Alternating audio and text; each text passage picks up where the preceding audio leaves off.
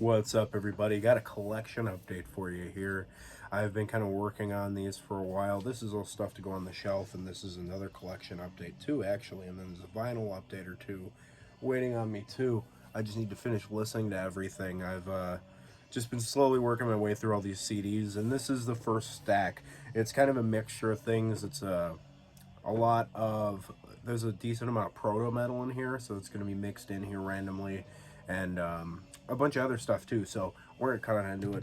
We're listening to At the Stroke of Midnight by Wooden Stake. If you guys aren't familiar with Wooden Stake, it is a death doom band from somewhere in the south of America, maybe Louisiana, but it's Vanessa Nocera and Wayne Sarantopoulos. Wayne's in a million bands and Vanessa's been in a ton. I think both of them are in like that band Howling, some of the other Razorback bands.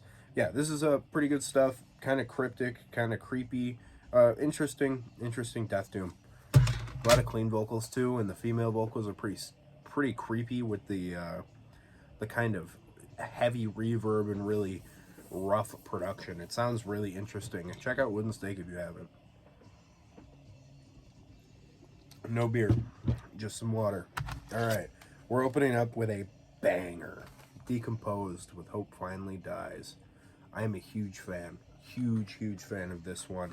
This is an absolute must-have for any fan of old school death metal. Not a very assuming album cover, which is the reissue cover, which looks to be maybe like, I don't know, maybe the inside of a morgue or something, or maybe the inside of a funeral home. I don't really know, but this is a great Death Doom album. It is 7 tracks long, and it's one of the quickest listens you could think of with such a slow pace. So this kind of maintains a pretty slow pace a lot of the time, but it does get into some blaster death metal sections too. This came out in 1993, and they're from the UK. If you're not super familiar, which you should definitely change that, because these are not hard to get a hold of.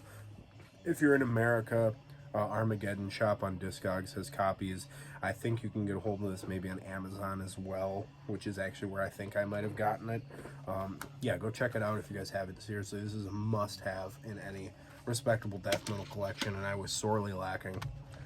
Got 2 kind of proto-metal albums here. This is 2 from Deep Purple. This is the self-titled and Stormbringer.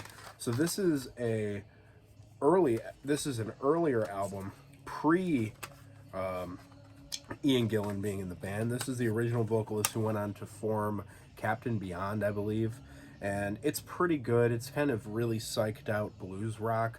Kind of reminds me of Blue Cheer a lot, if you guys are fans of Blue Cheer. It's a pretty decent record, and this one is a lot less heavy. This is a David Coverdale album, which I like David Coverdale a lot. There's a couple of songs on here that get moving pretty good, but otherwise they kind of softened out quite a bit from the stuff like Burn and before. But it's a decent record, and I really like the album cover. This whole Pegasus on the front cover with the skies, I think that's really cool. All right, Death Squad by Darkness.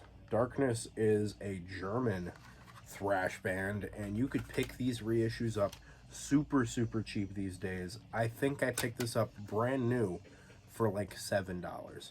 I don't know why it's so cheap, but it's out on War Hymns, which is out of somewhere in South or Central America. I don't particularly remember exactly, but I really like this album. It kind of akins itself to a lot of the Teutonic thrash bands, but maybe not as memorable as some of those bands. You know, it kind of reminds me of that band EXE from New York, I believe they are. It kind of is like that Teutonic thrash, but marginally less interesting. Now that being said, it's still a really good record. It's really fun, it's really angry, and that's a great album cover. I mean, come on now. This is quality. I have another one of their albums to show in the next update. I haven't gotten around to listening to it yet. Next, Mondo Bizarro by the Ramones, a little punk for you. This is a later era Ramones album, and I actually like it quite a bit. I like pretty much the whole Ramones catalog as far as I've listened.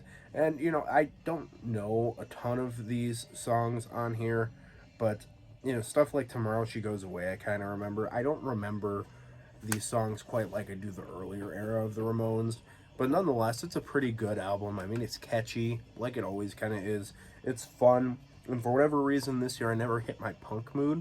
It actually didn't happen last year either. Usually every year I get in like a punk mood this time of year, right before Halloween. I don't know what it is about the genre, but it fits really, really well with the style for me. So yeah, who knows? Next, a really cool demo compilation from a Mexican death metal band called Brilliance. This is Back to the Cult demo comp. I picked this up out of a used bin in Disc Replay in Downers Grove, Illinois, and this is a really cool touch. The show flyer of them playing with Cenotaph, Hellmorpher, and Talentoplia or something like that. I have no idea, but it's a really, really cool demo comp, and it's also their first EP, so it's got the Ancestral Terrors demo from 92 and the Black Island EP from 1999, and it is hand numbered, limited of 1,000 copies. I have number 900 excuse me, 941. It's really, really good, man. So I actually wound up liking the demo quite a bit more than I like the EP. The EP's production just is really muddy, and I don't know, man. It sounds like everybody just cranked the bass on everything, all the instruments, and it just the production value itself isn't amazing. But the demo itself is really, really good. I would really recommend checking out the Ancestral Terrors demo by If you like some good kind of, I don't know, maybe like incantation, but a little more interesting kind of death metal. Good stuff. Classic Doom, Day of Reckoning by Pentagram. This is a band that I am a huge, huge fan of. I have been for a very long time. This is one of the earliest bands that I got into in the doom metal genre, which is the first genre of metal I dove into upon my own accords. But it's got classic tracks in it, like Burning Savior and Evil Seed. Yeah, it's just all around a great, great record, man. I don't know. I'm sure you guys have all heard this one. It's got a pretty cool album cover, too. This is just a band that I feel like needs no introduction whatsoever. Next, we're back into the proto-metal for a second. Strangers in the Night by UFO.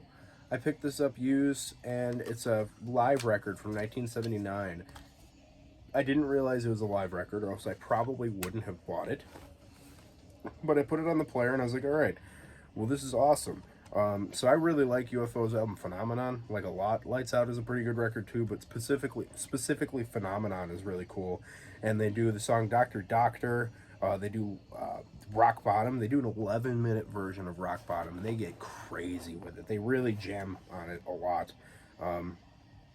It's a pretty good live record. I'm just not huge on live albums, man.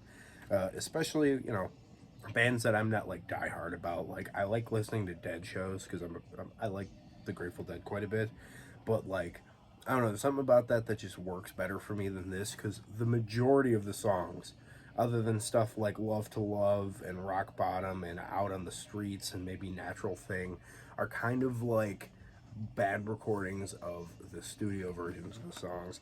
But nonetheless, I have it, and it's gonna stick around. Classic Alert, Violence and Force by Exciter. Dude, come on. You gotta have this one. Everybody loves Exciter. Who doesn't, man? Heavy Metal Maniacs is the one that came right before this, I think. And this is just a classic Canadian speed metal album. The title track, Violence and Force, is probably my favorite song on here. And the first time I heard that was Evil Invaders, the speed metal band from Belgium, covering it and putting up a really well-produced video of it on YouTube. So check that out if you haven't heard that. It's a really good compliment to this, and it really got me wanting to listen to Exciter when I was younger. Next is a classic new wave of British heavy metal full-length, Stand Up and Fight by the band Quartz from 1980. So I actually thought I took this out of my cart, and then I pulled the trigger and it came anyway. So that was cool. I'm very glad that that actually happened, because this is a great record. I've listened to it probably the most out of all the stack. This is a Japanese press, comes with the OB strip. Some of you guys get a kick out of those. So there's a close-up of it. This is a great new wave of British heavy metal album. It's pretty standard issue for the style, but there's some really catchy moments on here. My favorite song's got to be Stoking Up the Fires of Hell. Just a really, really great all-around album. Just solid Nugent heavy metal. Next, back to the Proto-metal for a second. Now, I was just talking crap about live records. I like this one a lot. This is Double Live Gonzo by Ted Nugent. Dude, if you tell me Ted Nugent isn't early heavy metal, you're lying to yourself. Go listen to Stormtroopin', dude, and tell me that that is not heavy metal. And they open this setup with Just What the Doctor Ordered, which is great. They do the Great White Buffalo, and then disc 2 opens with Stormtroopin', which is definitely my favorite song. They do Stranglehold, which is fine. Wang Dang Sweet Poontang, which is one of my favorite songs. Cat Scratch Fever's on here, which is actually like brand new. At this, I actually kind of remember him saying that this is like a brand new song that's not even on a record yet. So that's really cool. Really, really high energy, dude. Seeing Ted back in the day must have been a trip. My dad got to see him in the 80s. Kind of jealous about that. He's told me about it before. But this is just so good, dude. I love Ted Nugent. Complete opposite side of my collection. Submission and Slavery by Lamp of Murmur. This band has grown to be quite the force in the trendy Instagram black metal scene. For due reason, honestly. It's really, really good. It's not like obscuritatum raw black metal, where it's just like riff-free, nothing super catchy about it. This is really well done. I fiddled with my settings on my radio a little bit, turned the bass up a little bit, and cranked the treble and cranked the mids, and this just really killed it, dude. It's super, super heavy when you kind of fiddle with it to get the bass nice and audible. It's just super, super good. So it's quick and it's fast black metal. It doesn't sound Norwegian, but it sounds influenced by Norway. It's very obviously an American black metal album. And this band is from LA, which seems to have a decent black metal scene for whatever reason. Whatever, I'm not going to argue with it, but it's pretty good. I'm glad that I found this. I found it in the wild, too, which is kind of interesting. It was at a local shop. He had another one of them, but he wanted 20 bucks for the other disc, and I'm like, I don't even know if I like Lamp of Murmur, so I'm not going to buy the expensive one. So I grabbed this one. Really, really good. It's got really good reviews on the Metal Archives, which is a genuinely rare occasion. So that's pretty sick. Hyped to have it. A little bit of raw black metal. Hits the spot sometimes. I don't know what it was, but it just really hit me good when I listened to it. Next, I picked this up solely off of the recommendation from King Folly on one of the Heavy Metallurgy streams. This is Just a Game by Triumph. He was talking about, what they considered heavy metal growing up back in the day. And he was talking about Triumph, he was talking about Ted Nugent and stuff like that. So I went ahead and I picked this guy up from 1979, and this is not very heavy. I mean, there's a couple of tunes on here that kind of get rocking a little bit, but it's not super heavy. I've heard people say that this is like America's answer to Rush. I don't know what the deal is with that, because aren't these guys Canadian? I don't know. I might just be an idiot, which is more than likely the case. But nonetheless, it's a pretty good record. Nothing spectacular, but it's decent. Now this is something that is infuriating to me. So I ordered this online, and I was like, wow, that's a good price. And I didn't read the description, which is always to your detriment, that I only got the disc from Messiah's Final Warning album. You see the cover there, I printed it off, because I can't stand looking at an empty jewel case, and I also messed up in the sizing on the back, which is hilarious. So I need to figure something out with this, but if you're not familiar with Final Warning by Messiah, this is a traditional metal band from Michigan. Just really, really stellar stuff. Check out that album cover first off. Great, absolutely great. What is that? St. Michael the Archangel slicing up the seven-headed dragon from the Book of Revelation. Just really, really good heavy metal. There's some kind of ballady, slower moments. It kind of takes a minute to get going. The first two tracks aren't the most amazing songs in the entire world, but it starts getting moving around track 3, and it's a good heavy metal album. Next, one that gets a lot of crap for some reason, which I don't really get. This is Ram It Down by Judas Priest. A lot of people hate on this one, which I don't really get, man. The guitar synth is not as distasteful as people will tell you it is. I don't know what people's problem with the guitar synth is, but stuff like, Hard as Iron or Blood Red Skies. I get the Johnny B. Good cover, something to complain about. Monsters of Rock and Heavy Metal are kind of cornball songs, so I guess it's not all great, but it's not nearly as bad as people say. I mean, I don't think Turbo's all that bad either, so I might be partial. And I think it's a really cool album cover. I don't know, man. You guys have probably heard this, though. I'm a Rocker. I thought it was going to be an AC/DC cover from, what is it? I think it's on Dirty Deeds, the song Rocker. It's not. Alright. Little Proto again. Secret Treaties by Blue Oyster Cult. I've been really trying to get into Blue Oyster Cult since S. Craig Zoller was on the Heavy Metallurgy talking about how much he loves this band in every conceivable way for like 3.5 or 4 hours, so that's pretty wild. And I was like, all right, somebody's gonna gush this much about this band. I'm gonna have to try to listen to more stuff than just Agents of Fortune, which is a great record. I've seen this band live before. They're really, really fun. They're kind of proggy. Carrier of Evil's pretty great. Harvester of Eyes is cool. This band's just kind of eerie with their lyrics. I don't know, man. They're kind of, I don't want to call them Lovecraftian, but they're a lot headier than a lot of the bands of their time. And this is 1974. Hearing something like this in 74, I don't think would be nearly as shocking as hearing maybe, I don't know, Sabbath.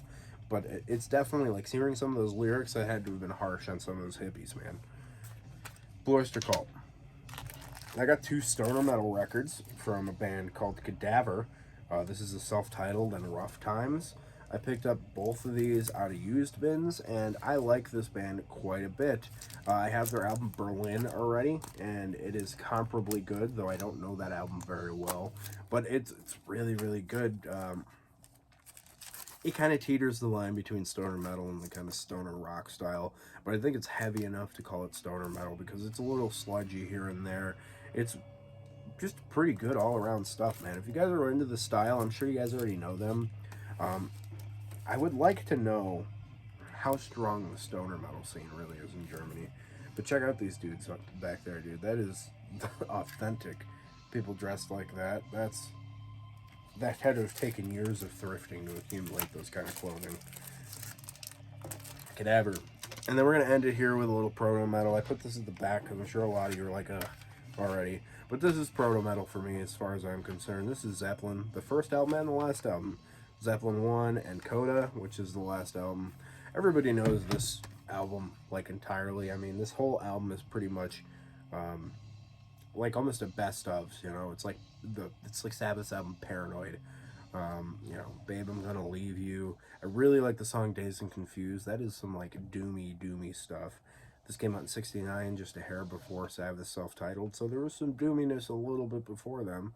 I Can't Quit You, Babe is really, really good. They're still just, this is heavy. This is a really heavy record. And then this one, not so much. So Coda has some really good and heavy parts to it, like you would get with like the first album, or just thrown miscellaneously throughout stuff like Houses of Holy or Physical Graffiti. But this album in particular is kind of like half and half. It's like half heavy hard rock and then half like bluesish rock, and kind of just whatever influence was coming at them at the time. And I'm sure it's, you know, your usual suspects, your Muddy Waters, your Elmore James, your Howlin' Wolf, all those kinds of guys. So it's pretty interesting. It feels a little disjointed to an extent, but nonetheless I think it's a pretty decent record. So I'm gonna call it at that for this update. I made this quick, which was what I was hoping to do, because I did not want to sit here and yammer about how much I love Ted Nugent for 10 minutes. So I'm going to call it at that, guys. I'll see you guys in the next one. Catch you later. Keep it greasy.